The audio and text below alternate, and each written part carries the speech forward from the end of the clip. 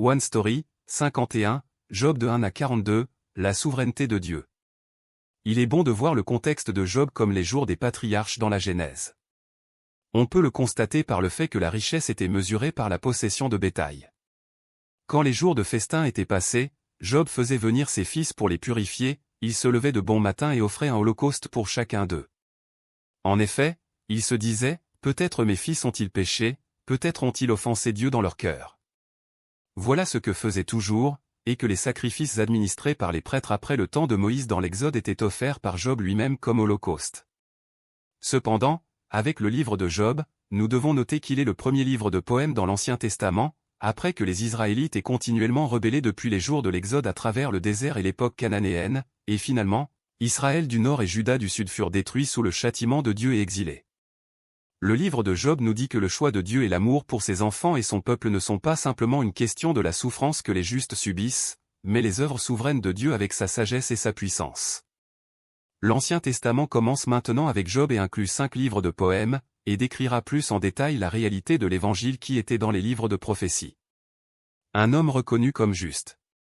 Le livre de Job commence par l'introduction de Job disant, dans le pays d'Uth, il y avait un homme appelé Job, cet homme était intègre et droit, il craignait Dieu et se détournait du mal.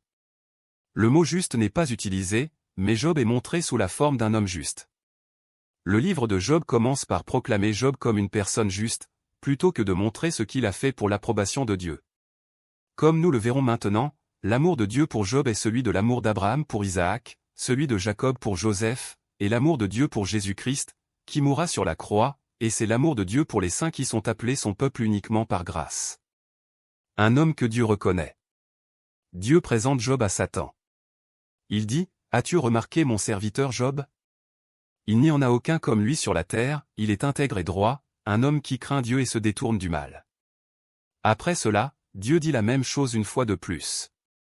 Job avait certainement de meilleures qualités que d'autres dans sa vie.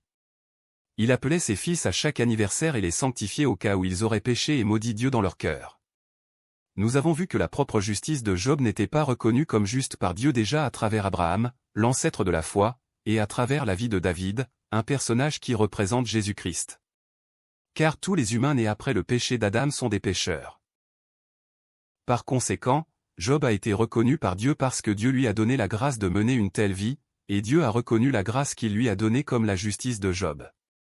Ainsi, la justice de Job est la justice de Dieu. Il n'y a aucun juste, pas même un seul. La Bible dit clairement, il n'y a aucun juste, pas même un seul, il n'y a personne qui comprenne, il n'y a personne qui cherche Dieu. Tous se sont détournés, ensemble ils sont devenus inutiles, il n'y a personne qui fasse le bien, pas même un seul.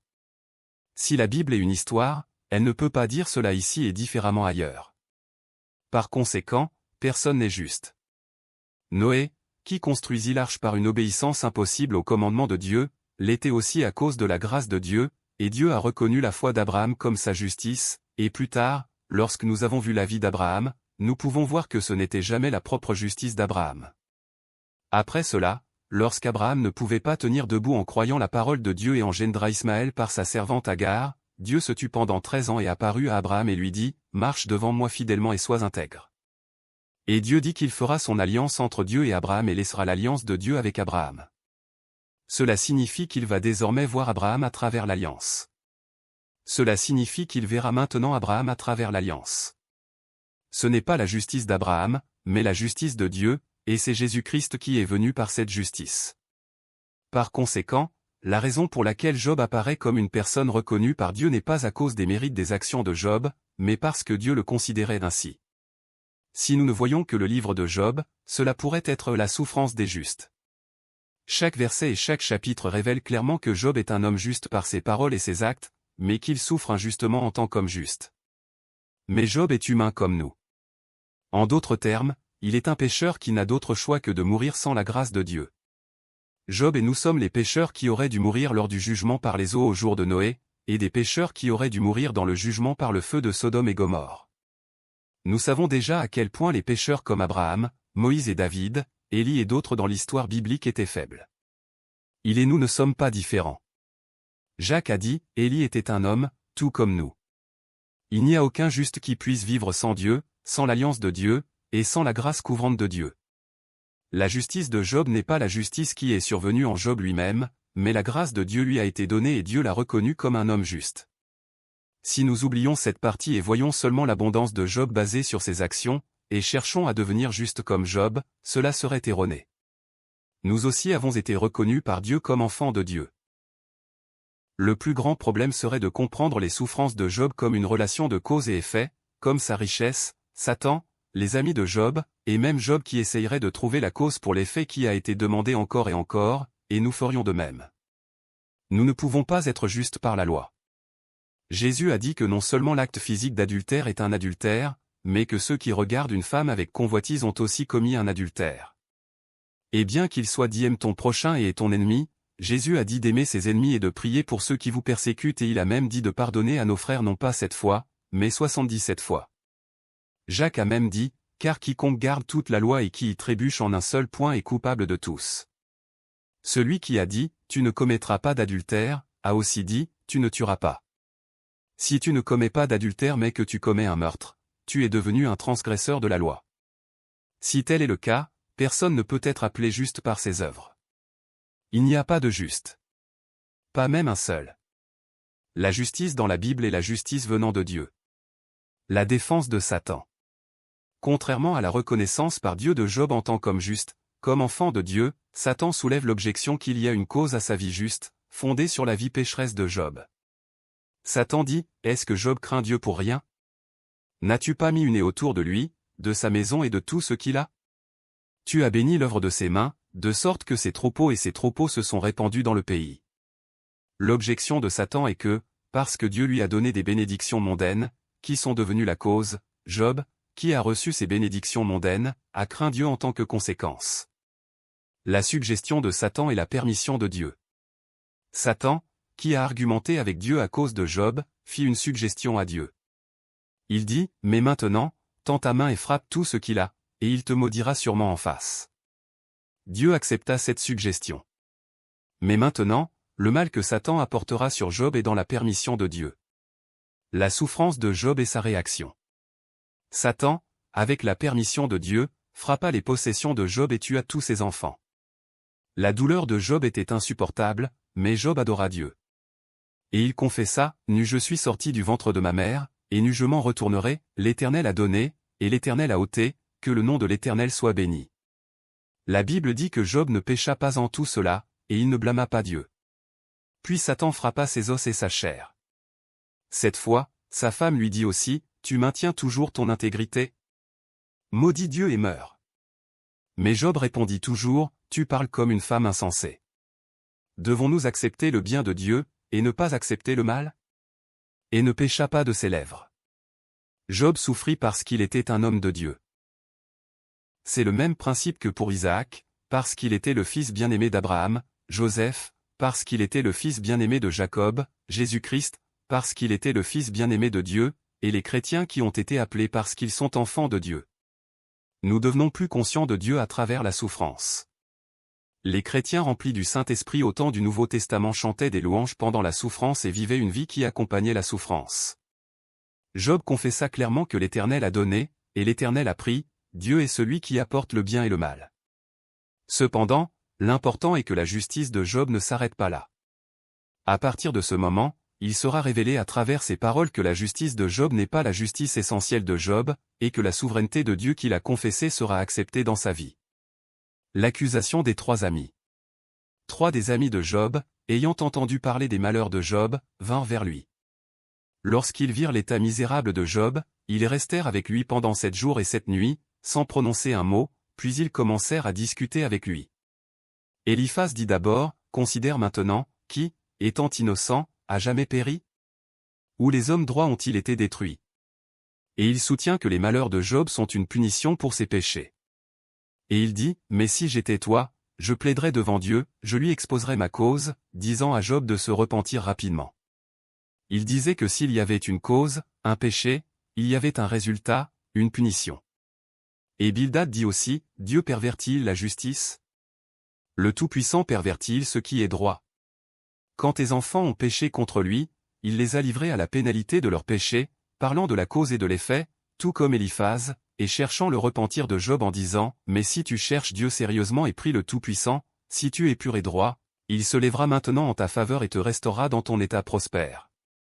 Ton commencement sera humble, mais ta fin sera prospère. » De plus, Zophar dit aussi, « Assurément il reconnaît les trompeurs, et quand il voit le mal, ne prend-il pas note, affirmant qu'il y avait une cause pour qu'il y ait un effet. » Encore une fois, le centre de l'argument est le même que celui des deux précédents amis.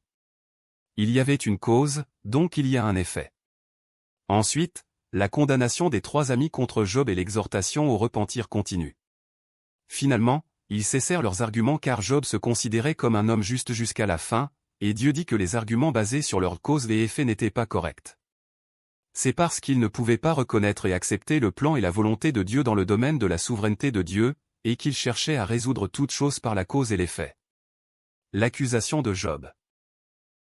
D'abord, Job maudit son anniversaire et se lamenta de n'avoir ni paix, ni répit, ni repos, mais seulement de l'anxiété. Et Job insista d'abord devant ses amis qu'il n'avait aucune raison de subir un tel châtiment. Job dit, « Alors, j'aurai encore ce réconfort, ma joie dans la douleur incessante, que je n'ai pas renié les paroles du Saint, enseigne-moi, et je serai silencieux, montre-moi où j'ai eu tort. » Il continua à revendiquer son innocence. Job demanda à Dieu, « Ne me déclare pas coupable, mais dis-moi quelles accusations tu as contre moi et supplia, bien que tu saches que je ne suis pas coupable. » Peu importe combien Job y pensa, il ne commettait pas de péché devant Dieu qui justifierait un tel châtiment. Job passe de « Arrête de me terrifier avec tes terreurs » à « Combien de fautes et de péchés ai-je commis ?» La raison pour laquelle Job veut savoir pourquoi il doit souffrir ainsi, c'est parce que, comme ses trois amis, il pourrait échapper à la cause et à l'effet. Le fait qu'il ait été reconnu par Dieu comme un homme qui craint Dieu et qui s'éloigne du mal, c'était pour nier que Dieu donne un résultat sans une cause même s'il n'a pas pu vivre une telle vie. Par conséquent, Job a réalisé que l'abondance qu'il a reçue était la grâce souveraine de Dieu, et il devait accepter même la souffrance qu'il a subie si c'était l'action de Dieu. Le point d'Élihu. Élihu, fils de Barakel le Buzite, de la famille de Ram, parla à Job. La raison en était que Job se justifiait lui-même plutôt que Dieu. Élihu commence en demandant à Job, « Mais je vous dis que dans ce que vous dites, vous n'êtes pas dans le droit, car Dieu est plus grand que tout homme. Pourquoi vous plaignez-vous de lui qu'il ne réponde aux paroles de personne ?» Élihu mentionne d'abord la différence entre Job et Dieu, puis lorsque Job dit, « Je suis innocent, mais Dieu me refuse la justice. Bien que je sois juste, on me considère comme un menteur, bien que je sois sans faute, sa flèche inflige une blessure incurable. » Il dit, « Oh, que Job soit testé jusqu'au bout pour répondre comme un méchant. » Le critère du juste et du méchant n'est pas basé sur la cause et l'effet, mais sur Dieu. Élihu continua, « Si tu péchais, qu'est-ce que cela lui ferait? Si tes péchés sont nombreux, qu'est-ce que cela fait à Dieu? Si tu es juste, qu'est-ce que tu lui donnes, ou qu'est-ce qu'il reçoit de ta main? Le Tout-Puissant est hors de notre portée et exalté dans sa puissance, dans sa justice et sa grande droiture, il n'opprime pas. C'est pourquoi les hommes le révèrent, car il n'a-t-il pas égard à tous les sages de cœur? » Élihu ajouta que Dieu est Dieu et que Job lui-même est une créature faible qui ne peut vivre sans la grâce de Dieu, alors comment peut-il interroger les actions de Dieu? La question de Dieu.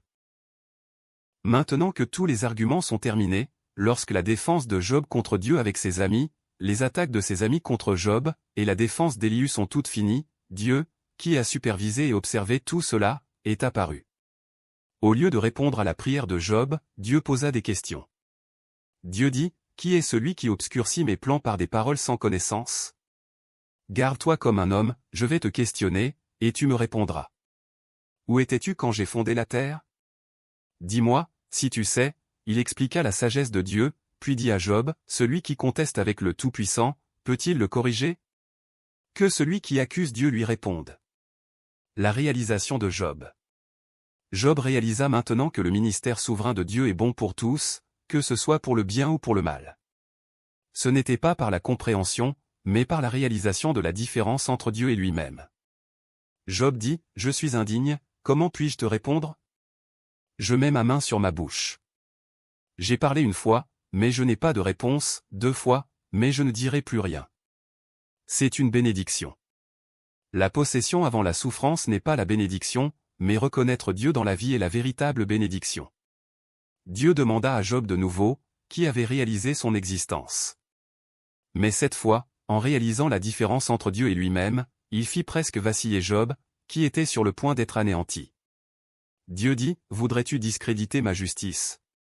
Voudrais-tu me condamner pour te justifier ?» Ces paroles sont précises. Les mots « voudrais-tu me condamner pour te justifier ?» pointaient que Job n'était pas capable de reconnaître la souveraineté totale de Dieu dans toutes ses affaires. De ses lèvres, il disait, « Le Seigneur a donné et le Seigneur a pris. » Accepterons-nous le bien de Dieu, et non le mal, mais pendant ces épreuves, il ne pouvait pas goûter à la paix. Reconnaître la souveraineté de Dieu, c'est reconnaître la royauté de Dieu. Devant la sagesse de Dieu et la puissance de Dieu, devant les actions souveraines de Dieu, Job réalisa sa propre insignifiance. Comme Élihu l'avait dit, que Job ait péché ou qu'il soit juste, cela n'avait aucune conséquence pour Dieu. Nous ne pouvons donner de gloire à Dieu. Non, la gloire que nous donnons à Dieu ne lui est d'aucune aide. Cela est dû au fait que Dieu lui-même est la gloire. Le repentir de Job. Finalement, Job se repentit devant la puissance de Dieu. Job n'avait pas encore entendu les raisons de toutes ses souffrances, ni vu la moindre guérison de ses maux.